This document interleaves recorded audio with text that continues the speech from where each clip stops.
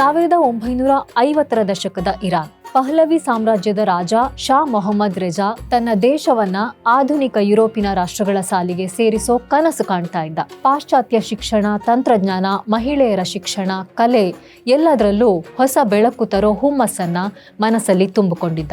ಆದ್ರೆ ಆ ಕನಸುಗಳ ನಡುವೆ, ಭವ್ಯವಾದ ಅರಮನೆಯ ಶ್ರೀಮಂತಿಕೆಯ ನಡುವೆ ಅವನ ಹೃದಯ ಮಾತ್ರ ಖಾಲಿಯಾಗಿತ್ತು. ಶಾ ಮೊಹಮ್ಮದ್ನ ಮೊದಲ 2 ಮದುವೆಗಳು ವಿಫಲವಾಗಿದ್ವು. ರಾಜಕೀಯ ಒತ್ತಡದಿಂದ ಆದ ಸಂಬಂಧಗಳು ಅವನಿಗೆ ನೆಮ್ಮದಿ ಕೊಡಲಿಲ್ಲ. ಅವನೊಳಗಿನ ಮನುಷ್ಯ ತನ್ನ ಬದುಕಿನ ನಿಜ ಗೆಳತಿಗಾಗಿ ಕಾಯ್ತಾ ಇದ್ದ.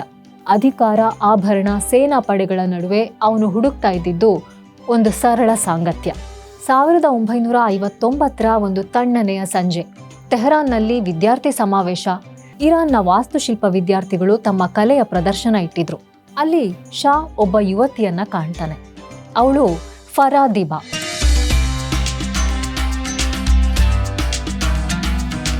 ಪ್ಯಾರಿಸ್ನ ಕಾಲೇಜೊಂದರಲ್ಲಿ ಅವಳು ವಾಸ್ತುಶಿಲ್ಪ ಅಭ್ಯಾಸ ಮಾಡ್ತಾ ಇದ್ಲು. ಬುದ್ಧಿವಂತಳಾಗಿದ್ಲು, ಆತ್ಮವಿಶ್ವಾಸ ಹೊಂದಿದ್ಲು. ಆದರೆ ನೋಟದಲ್ಲಿ ಒಂದು ಮುಗ್ಧತೆ ಇತ್ತು. ಶಾ ಅವಳ ಹತ್ರ ಬಂದು ಮಾತಾಡ್ತಾನೆ. ನೀವು ವಾಸ್ತುಶಿಲ್ಪ ಅಭ್ಯಾಸ ಮಾಡ್ತಾ ಇದ್ದೀರಿ ಅಂದ್ರೆ ಭವಿಷ್ಯವನ್ನ ಕಟ್ತೀರಿ ಅಂತ ಹೇಳ್ತಾನೆ. ಅದಕ್ಕೆ ಅವಳು ಹೇಳ್ತಾಳೆ, ಹೌದು ಮಹಾರಾಜರೇ, ಆದ್ರೆ ದೇಶದ ಭವಿಷ್ಯವನ್ನ ಕೇವಲ ವಾಸ್ತುಶಿಲ್ಪದಿಂದ ಕಟ್ಟಕ್ಕಾಗಲ್ಲ, ಅದನ್ನ ಕನಸುಗಳಿಂದ ಕಟ್ಟಬೇಕು ಅಂತ ಹೇಳ್ತಾಳೆ. ಈ ಮಾತಿಂದ ಶಾ ಬಹಳ ಇಂಪ್ರೆಸ್ ಆಗ್ತಾನೆ. ಈ ಹುಡುಗಿಯ ಒಳಗೊಂದು ವಿಷನ್ ಇದೆ ಅಂತ ಆ ಒಂದೇ ಮಾತಲ್ಲಿ ಶಾ ಮೊಹಮ್ಮದ್ ಅರ್ಥ ಮಾಡ್ಕೋತಾನೆ. ಅದು ಒಂದೇ ಭೇಟಿ, ಆ ಒಂದೇ ಮಾತು ಅವಳ ಹೆಸರು ಅವನ ಹೃದಯದಲ್ಲಿ ಕೆತ್ತಿದ ಹಾಗೆ ಉಳಿದು ಬಿಡತ್ತೆ. ಕೆಲವು ತಿಂಗಳುಗಳ ಬಳಿಕ ಶಾ ತನ್ನ ರಾಜಸಭೆಯಲ್ಲಿ ಒಂದು ವಿಷಯವನ್ನ ಘೋಷಣೆ ಮಾಡ್ತಾನೆ. ಅದರಿಂದಾಗಿ ಇಡೀ ರಾಜಸಭೆಯೇ ದಂಗಾಗಿ ಹೋಗುತ್ತೆ. ಅದು ಮಹಾರಾಜ ಶಾ ಮೊಹಮ್ಮದ್ನ ಮದುವೆಯ ವಿಷಯ. ಮಹಾರಾಜರು ಒಬ್ಳು ಸಾಮಾನ್ಯ ಹೆಣ್ಣನ್ನ ಮದುವೆ ಆಗ್ತೀನಿ ಅಂತ ಹೇಳ್ತಾ ಇದ್ದಾರೆ. ಯಾರೋ ಫರಾ ದಿಬಾ ಅನ್ನೋ ಹುಡುಗಿ ರಾಜನೊಬ್ಬ ಸಾಮಾನ್ಯಳನ್ನ ಮದುವೆ ಆಗೋದು ಅವರೆಲ್ಲರಿಗೂ ಅಚ್ಚರಿ ಉಂಟು ಮಾಡುತ್ತೆ. 1959 ಡಿಸೆಂಬರ್ 21ರಂದು ಮಹಾರಾಜ ಶಾ ಮೊಹಮ್ಮದ್ ಮತ್ತು ಫರಾ ದಿಬಾರ ಮದುವೆ ಆಗತ್ತೆ. ರಾಜ ಮನೆತನಕ್ಕೆ ಸೇರಿಲ್ಲದ ಹೆಣ್ಣೊಬ್ಬಳು ಈಗ ಇರಾನ್ನ ರಾಣಿಯಾಗಿದ್ದಾಳೆ. ಆದ್ರೆ ಅವಳು ಈ ಸ್ಥಾನವನ್ನ ಬಹಳ ಆಸ್ಥೆಯಿಂದ, ಜವಾಬ್ದಾರಿಯಿಂದ ಬಳಸ್ಕೊತಾಳೆ. ಈ ಹಿಂದೆ ತನಗೆ ಸಿಕ್ಕ ಶಿಕ್ಷಣ, ಜ್ಞಾನಕ್ಕೆ ಈಗ ಅಧಿಕಾರ ಮತ್ತು ಸಂಪನ್ಮೂಲದ ಬೆಂಬಲವೂ ಸಿಕ್ಕಿದ್ರಿಂದ ಅದನ್ನ ಜನರ, ನಾಡಿನ ಅಭಿವೃದ್ಧಿಗೆ ಬಳಸ್ಕೊತಾಳೆ. ಇರಾನ್ನಲ್ಲಿ ಮೊದಲ ಬಾರಿಗೆ ಮಹಿಳೆಯರು ವಿಶ್ವವಿದ್ಯಾಲಯವನ್ನ ಪ್ರವೇಶಿಸೋ ಹಾಗೆ ಮಾಡ್ತಾಳೆ. ಮಹಿಳಾ ಕ್ರೀಡೆ ಮತ್ತು ಆರೋಗ್ಯ ಕ್ಷೇತ್ರಗಳಿಗೆ ಉತ್ತೇಜನ ಕೊಡ್ತಾಳೆ. ಒಂದು ರಾಷ್ಟ್ರದ ಪ್ರಗತಿಗೆ ಮಹಿಳೆಯರು ಬಲವಾದ ಶಿಲ್ಪಿಗಳು ಅಂತ ಅವಳು ನಂಬಿರ್ತಾಳೆ. ಕಿಂಗ್ ಶಾ ಮೊಹಮ್ಮದ್ ಮತ್ತು ಫರಾನ್ರ ಆಳ್ವಿಕೆಯ ಕಾಲವನ್ನ ಜಾಗತಿಕ ಪತ್ರಿಕೆಗಳು ಗೋಲ್ಡನ್ ಏಜ್ ಆಫ್ ಇರಾನ್ ಅಂತ ಕರೆದ್ರು.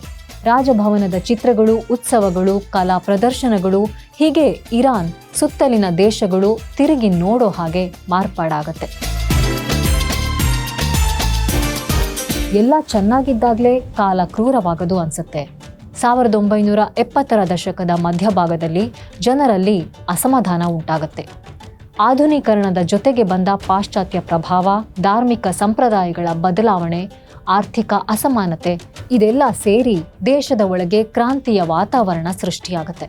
1979ರಲ್ಲಿ ಇರಾನ್ನ ಬೀದಿಗಳಲ್ಲಿ ಡೌನ್ ವಿತ್ ದ ಶಾ ಅನ್ನೋ ಘೋಷಣೆಗಳು ಕೇಳಿ ಬರುತ್ತೆ. ಜನರ ಹೋರಾಟದ ಅಲೆ ರಾಜಭವನದ ಗೋಡೆಗಳನ್ನ ಮೀರಿ ಬರುತ್ತೆ. ಶಾ ಮತ್ತು ಫರಾನ್ ತಮ್ಮ ಪ್ರೀತಿಯ ನಾಡನ್ನ ಬಿಟ್ಟು ಹೊರಟು ಹೋಗ್ತಾರೆ. ಫರಾ ತನ್ನ 4 ಮಕ್ಕಳ ಜೊತೆ ದೇಶಾಂತರ ಅಲೆದಾಡ್ತಾಳೆ. ಈಜಿಪ್ಟ್, ಮೊರಾಕೊ, ಪ್ಯಾರಿಸ್, ಅಮೆರಿಕ, ಹೀಗೆ. ನಾನು ದೇಶ ಬಿಟ್ಟು ಬಂದಿರ್ಬೋದು, ಆದ್ರೆ ದೇಶ ನನ್ನನ್ನ ಬಿಟ್ಟು ಹೋಗ್ಲಿಲ್ಲ. ನಾನು ಯಾವ ದೇಶದಲ್ಲೇ ಇರ್ಬೋದು, ಆದ್ರೆ ನನ್ನ ನೆಲ ನನ್ನ ಎದೆಯೊಳಗೆ ಇದೆ ಅನ್ನೋ ತರದ ಹೇಳಿಕೆಗಳನ್ನ ಕೊಡ್ತಾಳೆ. ಇಂಥ ಟೈಮಲ್ಲಿ ಶಾ ಮೊಹಮ್ಮದ್ ಅಸ್ವಸ್ಥನಾಗ್ತಾನೆ. 1980ರಲ್ಲಿ ಅವನು ನಿಧನವಾಗ್ತಾನೆ. ಆಮೇಲೆ ಫರಾ ಮೌನವಾಗ್ತಾಳೆ. ಪ್ಯಾರಿಸ್ನ ಮನೆಯ ಕಿಟಕಿಯಿಂದ ದಿಗಂತದ ಕಡೆಗೆ ನೋಡ್ತಾ ಅವಳು ತನ್ನ ನಾಡನ್ನ ನೆನಪಿಸ್ಕೊಳ್ತಾಳೆ.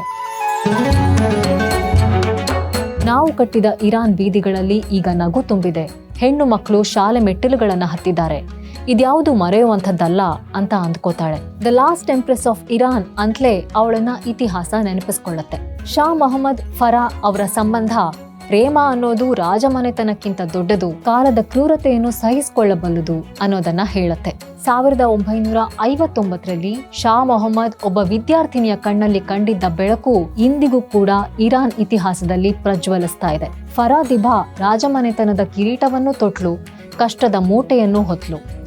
ಪ್ರೀತಿಸಿದವರು ಇಬ್ಬರು ವ್ಯಕ್ತಿಗಳೇ ಆದರೂ ಅವರ ಪ್ರೀತಿಯ ಫಲ ಇತಿಹಾಸ ಗುರುತಿಸುವಂತಹ ಹಲವು ಕೆಲಸಗಳಿಗೆ ಕಾರಣವಾಯಿತು ಅನ್ನೋದು ಪ್ರೇಮ ಅಂದ್ರೆ ಎರಡು ವ್ಯಕ್ತಿಗಳಿಗೆ ಮಾತ್ರ ಸಂಬಂಧಿಸಿರೋ ವಿಷಯ ಅಲ್ಲ ಅಂತ ಮತ್ತೆ ಮತ್ತೆ ನಮಗೆ ನೆನಪಿಸುತ್ತೆ. ಎಂಥ ವಿಚಿತ್ರ, ಕೆಲವು ಪ್ರೇಮ ಕಟ್ಟಿದ ಸಾಮ್ರಾಜ್ಯವನ್ನ ಕೆಡವೋದಕ್ಕೂ ಕಾರಣ ಆಗತ್ತೆ, ಇನ್ನು ಕೆಲವು ಹೊಸ ಸಾಮ್ರಾಜ್ಯವನ್ನ ಕಟ್ಟೋದಕ್ಕೆ ಸ್ಫೂರ್ತಿಯಾಗತ್ತೆ. ಈ ಇರಾನ್ ಜೋಡಿಗಳ ಕಥೆ ನಿಮಗೆ ಹೇಗನ್ನಿಸ್ತು? ಖಂಡಿತ ಅಭಿಪ್ರಾಯಗಳನ್ನು ಹಂಚ್ಕೊಳ್ಳಿ. ಇನ್ನಷ್ಟು ಜಾಗತಿಕ ಕಥೆಗಳನ್ನು ಕೇಳೋದಕ್ಕೆ ಟೇಲ್ಸ್ ವಿತ್ ರಶ್ಮಿ ಚಾನಲ್ನ ಫಾಲೋ ಮಾಡಿ.